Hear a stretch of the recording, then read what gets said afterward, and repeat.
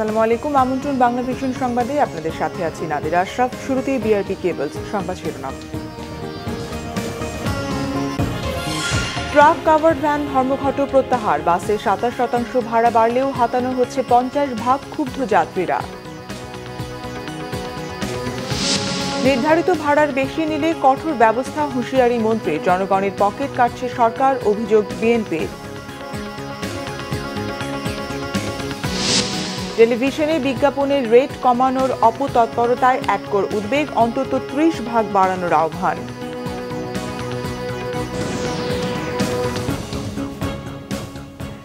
দেখছিলেন বিআরবি কেবল সংবাদ শিরোনাম, এবারে বিস্তারিত।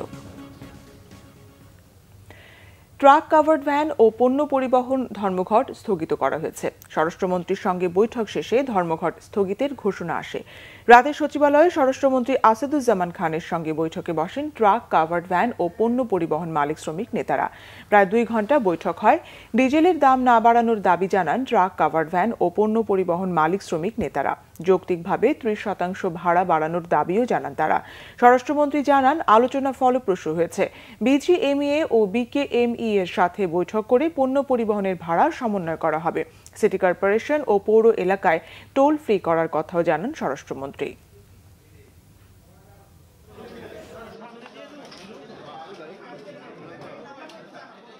আলোচনা ফলপ্রসূ হয়েছে। আমাদের নেতারা এখানে বসা আছে, তারা আমাদের সঙ্গে একমত হয়েছেন যে কালকের থেকে তারা এই ধর্মঘট স্থগিত করছেন। আমরা তাদের এই দাবির প্রেক্ষিতে আমরা বিজিএমই বিকেএমই যাদের এবং এফবিসিআই যাদের নাকি তারা সেবা দান করেন, সেবা দেন, তাদেরকে আমরা অনুরোধ করব যে তাদের সঙ্গে বসে একটা যৌক্তিকভাবে ভাড়াটা নির্ধারণ করেন। মালিকরা যে গাড়ি ঘোড়া বন্ধ রেখেছিলেন সেটা এখন থেকে স্থগিত করা হলো।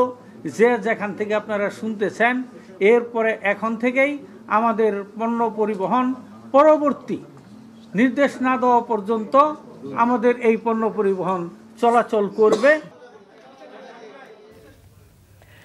এদিকে ডিজেলের দাম বাড়ায় সরকার নির্ধারিত 27% বাড়তি ভাড়ার নির্দেশনা মানছেন না পরিবহন মালিক শ্রমিকরা।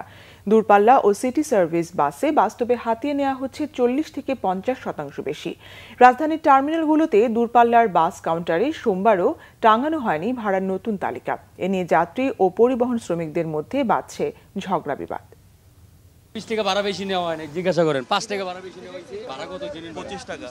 কোথা থেকে 25 টাকা? 25 টাকা। আগের ভাড়াই তো 30 টাকা। বললে হবে নাকি? আমরা 25 দিন ভুল। এই যে দেখছেন, এই কারণে একটা গাড়িতে যা জিজ্ঞাসা করেন, জেনুইন ভাড়া 30 টাকা, আগের ভাড়াই। বাসে এভাবেই ভাড়া নিয়ে বাকবিতণ্ডা। এতদিন যে ভাড়া ছিল 25 টাকা, এখন তা হওয়ার কথা সর্বোচ্চ 32 টাকা। কিন্তু সোমবার সকাল থেকে 10 টাকা বাড়িয়ে আদায় করা হচ্ছে 35 টাকা। সরকার 27% ভাড়া বাড়ালেও বাস্তবে কেউ তা মানছে না। কেউ 20 টাকার ভাড়া 30 টাকা, আবার কেউ সর্বনিম্ন ভাড়া নিচ্ছেন 8 টাকার বদলে 10 টাকা। তার ওপর সিটিং সার্ভিসে দাঁড়িয়ে যাত্রী নেওয়ার মতো ঘটনা তো আছেই। এ নিয়ে অজুহাতের শেষ নেই পরিবহন শ্রমিকদের। কয় কিলো রাস্তা, এখানে 40 টাকা ভাড়া নেওয়া তো কোনো যুক্তি নাই। এখন আপনারা নিচ্ছেন 10 টাকা, যে স্ট্যান্ডে নামেন এইটা আপনার হাফ কিলোও না। না, ভাড়া বেশি নিচ্ছি না আমি। 2 টাকা 3 টাকা যেহেতু ভাঙতি দিতে পারতেছে না, তখন আমরা মনে করেন 8 টাকার জায়গায় 10 টাকা নিতেছি। দাম বেড়েছে ডিজেলের, কিন্তু অতিরিক্ত ভাড়া হাতিয়ে নেওয়া হচ্ছে সিএনজি চালিত বাসেও। যাত্রীদের দাবি, সরকারের পক্ষ থেকে সিএনজি চালিত বাসগুলোকে আলাদা করে চিহ্নিত করা জরুরি। সিএনজি বাসে তো ওর তেলের দাম তো আর বাড়েনি, সেক্ষেত্রে ওর ভাড়া তো বাড়ানো উচিত হয়নি। এখন তো দেখতেছি ওই সিএনজি বাসও যা নিচ্ছে, তেলের বাসও তাই নিচ্ছে। এমনিতে দেশে মানুষের করোনা কালীন যে অবস্থা, তার ভিতরে এই বাস ভাড়া বাড়ানো মানুষের নাবিশ্বাস উঠে গেছে।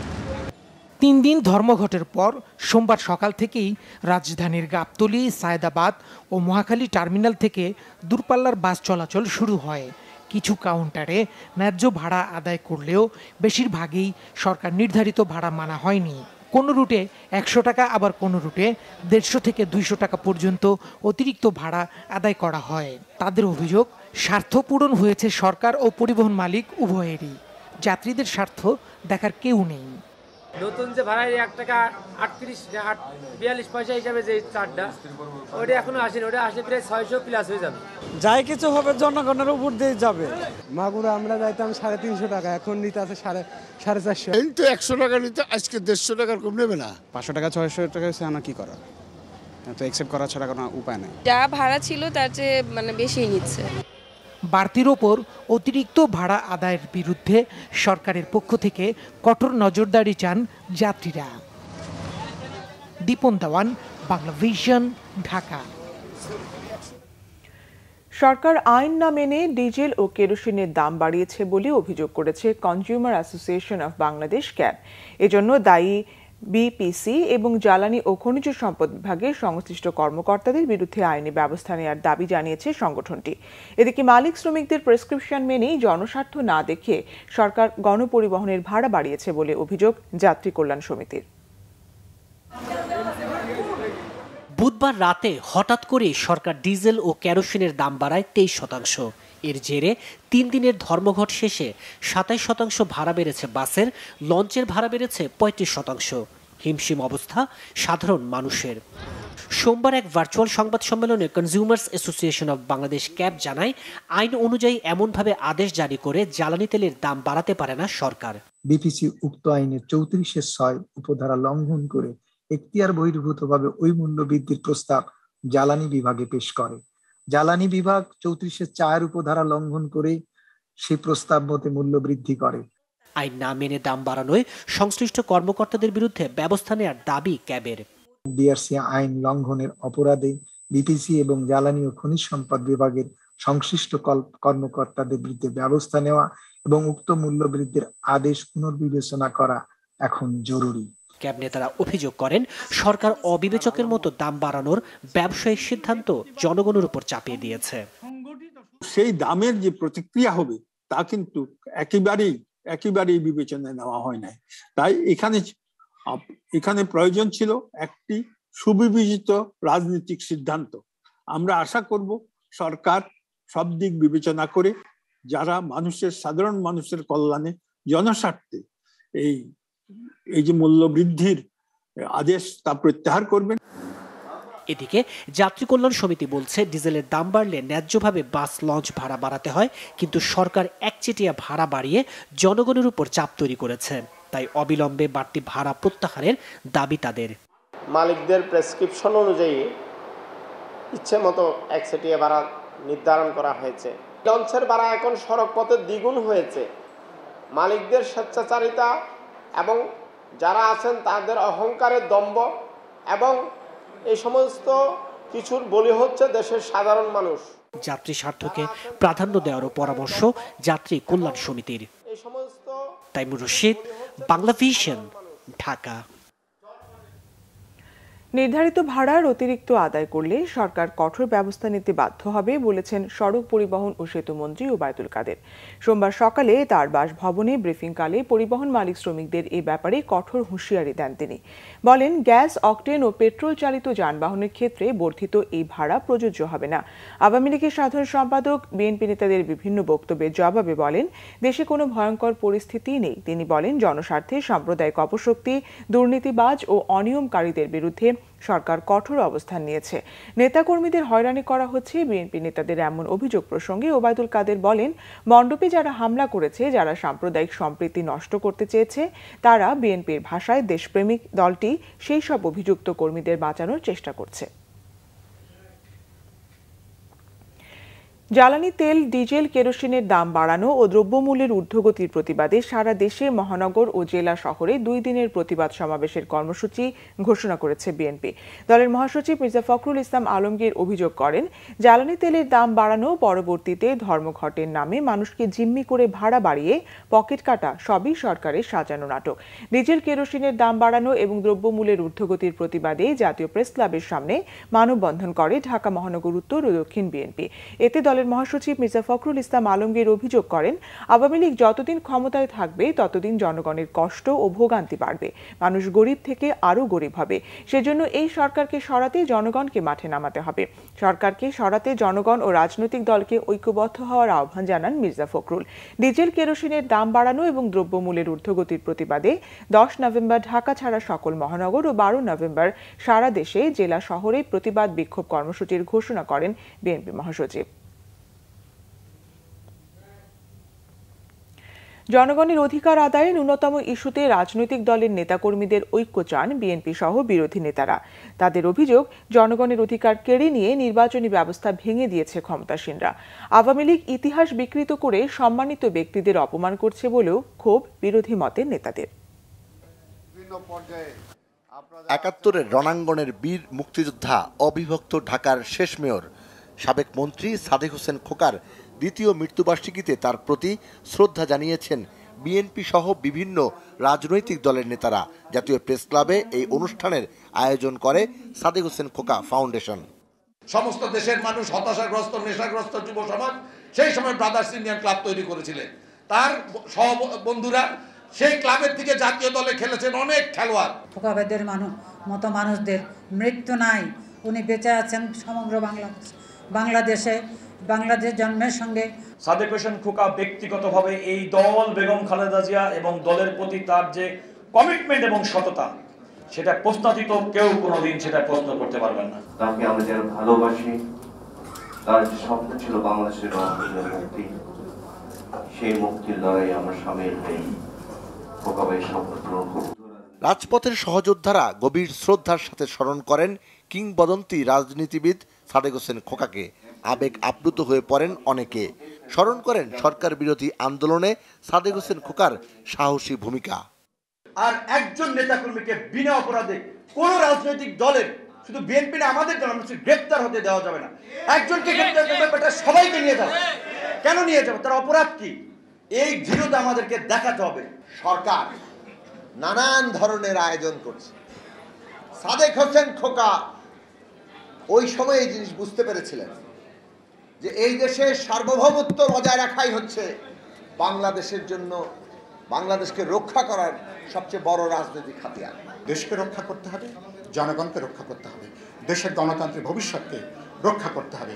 সকল প্রগতিশীল, গণতান্ত্রিক, দেশপ্রেমিক, বিবেকবান, সকল ধর্মপ্রাণ মানুষ সবাইকে আজকে রাজপথে একটা কার্যকর ঐক্য গড়ে তুলবার মধ্য দিয়ে এই সরকারকে পদত্যাগে বাধ্য করতে হবে। যাদের মুক্তিযুদ্ধে অবদান আছে, যাদের সেই সময় 11 দফা আন্দোলনে 69-এর ছাত্র গণঅভ্যুত্থানের যাদের ভূমিকা আছে, সবাইকে স্মরণীয় করে রাখার জন্য ঢাকার বিভিন্ন রাস্তাঘাটগুলোকে তিনি নামকরণ করেছেন সেক্টর কমান্ডার সহ সবার নামে। রাজনৈতিক প্রতিপক্ষকে ঘায়েল করতে জুলুম নির্যাতন চালিয়ে যাচ্ছে ক্ষমতাসীনরা, অভিযোগ বিরোধী নেতাদের। আজকের এই দিনে আমাদের যেটা সবচেয়ে বড় প্রয়োজন, সাদেক হোসেন খোকা সাহেবকে অনুকরণ করে সত্যিকার অর্থে জনগণের কাছে গিয়ে জনগণকে সন্নিবেশিত করে রাস্তায় নামিয়ে নিয়ে আসা এবং তাদের যে দাবি, তাদের যে বেঁচে থাকার দাবি, একটা মুক্ত বাংলাদেশের যে দাবি, ভোটের অধিকারের যে দাবি, তাদের বাক স্বাধীনতার যে দাবি, সেটাকে জয় করার জন্য, সেটাকে প্রতিষ্ঠা করার জন্য আজকে ঐক্যবদ্ধ আন্দোলনই হবে এর একমাত্র উত্তর। সাদেক হোসেন খোকা ভাইয়ের সেই ছবি সেদিন গণতন্ত্রকামী জাতীয়তাবাদী শক্তিকে অনুপ্রাণিত করেছিল। আমার আহ্বান, আপনারা সাদেক হোসেন খোকা ভাইকে অনুসরণ করি, সবাই মিলে করুন। বাবার জন্য সবার কাছে দোয়া চেয়ে আগামী দিনে জনগণের ন্যায় সঙ্গত দাবি আদায়ে অঙ্গীকার করেন সাদেক হোসেন খোকার ছেলে বিএনপি নেতা ইঞ্জিনিয়ার ইশরাক হোসেন। দোয়া চাচ্ছি একজন ছেলে হিসাবে, একজন সন্তান হিসাবে ওনার জন্য দোয়া করবেন। মহান আল্লাহ তাআলা যাতে ওনার ভুল ভ্রান্তি ক্ষমা করে দিয়ে ওনাকে বেহেশত নসিব করেন এবং আপনাদের সাথে উনি দীর্ঘদিন কাজ করেছেন, যদি ওনার কোনো ভুল হয়ে থাকে ওনাকে ক্ষমা করে দিবেন। অনুষ্ঠানে উপস্থিত ছিলেন রাজনীতিবিদ ছাড়াও বিভিন্ন শ্রেণী পেশার মানুষ। সিকান্দার রেমান, বাংলা ভিশন, ঢাকা। টেলিভিশনে বিজ্ঞাপনের রেট কমাতে কোনো বিজ্ঞাপনদাতার অশুভ অপতৎপরতার খবরে গভীর উদ্বেগ প্রকাশ করেছে association of television channel owners অ্যাটকো। নতুন ডাটা ব্যবস্থা চালু হওয়ার আগ পর্যন্ত বিগত 3 বছরের টিআরপি ডাটার ভিত্তিতে প্রতিটি টিভির বিজ্ঞাপন রেট কমপক্ষে 30% বাড়ানোর অনুরোধ জানিয়েছে টিভি মালিকদের সংগঠন অ্যাটকো। অ্যাটকো সভাপতি অঞ্জন চৌধুরী বলেন, শোনা যাচ্ছে বিজ্ঞাপন দাতারা বিজ্ঞাপন রেট কমিয়ে দেবেন, তবে এটা মেনে নেওয়া সম্ভব নয় বলে মন্তব্য তার। বেসরকারি স্যাটেলাইট টেলিভিশন চ্যানেল মালিকদের সংগঠন association of television channel owners অ্যাটকোর নতুন কার্যনির্বাহী কমিটির প্রথম সভা। নানা বিষয়ে আলোচনা হলেও মূলত বিজ্ঞাপনের ইস্যুটি বেশি গুরুত্ব পায় এই বৈঠকে। দেশি ও বহুজাতিক কোনো প্রতিষ্ঠানের বিজ্ঞাপনের রেটের সাম্প্রতিক খবরে উদ্বেগ জানান টেলিভিশন চ্যানেল মালিকরা। বৈঠক শেষে সংবাদ সম্মেলনে অ্যাটকো সভাপতি অঞ্জন চৌধুরী জানান, করোনার ক্ষতি এখনও কাটিয়ে উঠতে পারেনি টেলিভিশনগুলো। তার উপর বিজ্ঞাপনদাতা কোনো প্রতিষ্ঠান রেট কমিয়ে দেওয়ার চিন্তা করলে তা গ্রহণযোগ্য হবে না। যারা বিজ্ঞাপনদাতা এবং এর সাথে বহুজাতিক কোম্পানিও আছেন, স্পষ্টভাবে জানিয়ে দিতে চাই যে আমরা ন্যূনতম চাই যে 30% আমাদের বিজ্ঞাপনের হার বাড়িয়ে দেওয়ার জন্য। এবং বিষয় হচ্ছে যে যারা বিজ্ঞাপন দেয় আমরা তাদের অবস্থান জানি, তাদের আর্থিক অবস্থা আমরা জানি, তার থেকে কিন্তু অনেক বেশি সংকটে আমরা রয়েছি। সো কাজে এখানে বিজ্ঞাপনের রেট কমিয়ে দেওয়াটা এটা আসলে আমাদের এই একটা এত বড় একটা ইন্ডাস্ট্রি, এতগুলো সহকর্মী, আপনারা তার সাথে জড়িত আছেন, এটা কিন্তু আমাদের উপর একটা চরম আঘাত আসবে। এটা আমাদের পক্ষে মেনে নেওয়া কোনোভাবেই সম্ভব না। যদি ইচ্ছা করি আমরা সমস্যার সমাধান করব, অর্গানাইজেশনের দিকে তাকিয়ে, দেশের দিকে তাকিয়ে সমাধান করা খুব সহজ। আর যদি কেউ মনে করে যে না আমরা সমাধান করতে চাই না বা করবো না, তখন বিষয়টা আমাদের সেইভাবেই এটাকে আমাদের সিদ্ধান্ত সেভাবে নিতে হবে। সংবাদ সম্মেলনে অ্যাটকো নির্বাহী কমিটির নেতৃবৃন্দ বলেন, দেশীয় ও বহুজাতিক প্রতিষ্ঠানগুলোর ব্যবসা অনেকটাই টেলিভিশন বিজ্ঞাপনের উপর নির্ভরশীল। তাই টেলিভিশন চ্যানেলের স্বার্থ তাদের দেখতে হবে। করোনাকালে আমরা যেভাবে কিছুটা ক্ষতিগ্রস্ত হয়েছি, সেটার জন্য আমরা কিছুটা আবার আমরা পুষিয়ে নিতে পারি। এবং এর সাথে জড়িত শুধু মালিক কর্তৃপক্ষ না, এর সাথে জড়িত কিন্তু আমাদের সাংবাদিকরা, কলাকুশলীরা এবং অনেক কর্মী বাহিনী। এখানে কোনো পক্ষাপক্ষি কোনো ব্যাপার নেই, কেউ কারো প্রতিপক্ষ না, আমরা সকলে একসাথে আছি এবং আমরা আশা করি যারা বিজ্ঞাপনদাতা তারাও আমাদের পক্ষে। There are no sides, we are all in it together. গত 30 অক্টোবর অ্যাটকোর নতুন কার্যনির্বাহী কমিটি গঠিত হয়। সভাপতি, সিনিয়র সহসভাপতি ও সহসভাপতি ছাড়াও সদস্যদের প্রত্যক্ষ ভোটে আরও 12 জন পরিচালক নির্বাচিত হন। মিরাজ হোসেন গাজী, বাংলা ভিশন, ঢাকা। দেশে করোনায় মৃত্যু ও শনাক্তের সংখ্যা দুটোই আরও বেড়েছে। স্বাস্থ্য অধিদপ্তরের সোমবারের প্রেস বিজ্ঞপ্তিতে জানানো হয়, দেশে করোনায় আরও 6 জনের মৃত্যু হয়েছে। এ নিয়ে ভাইরাসটিতে মৃতের সংখ্যা দাঁড়ালো 27,901 জন। গত 24 ঘন্টায় 16,812টি নমুনা পরীক্ষা করে নতুন করোনা শনাক্ত হয়েছে 215 জন। মোট শনাক্তের সংখ্যা দাঁড়ালো 15,71,228 জন। শনাক্তের হার 1.28, সুস্থতার হার 97.70 এবং মৃত্যুর হার 1.78। গত 24 ঘন্টায় মারা যাওয়া ব্যক্তিদের মাঝে ঢাকা বিভাগের 4 জন ও খুলনা বিভাগের 2 জন। সংবাদ শেষ করব বিআরবি কেবল শিরোনামগুলো আরেকবার জানিয়ে। ট্রাক কাভার্ড ভ্যান ধর্মঘট প্রত্যাহার, বাসে 27% ভাড়া বাড়লেও হাতানো হচ্ছে 50 ভাগ, ক্ষুব্ধ যাত্রীরা। নির্ধারিত ভাড়ার বেশি নিলে কঠোর ব্যবস্থা, হুঁশিয়ারি মন্ত্রী। জনগণের পকেট কাটছে সরকার, অভিযোগ বিএনপির। টেলিভিশনে বিজ্ঞাপনের রেট কমানোর অপতৎপরতায় অ্যাটকোর উদ্বেগ, অন্তত 30 ভাগ বাড়ানোর আহ্বান।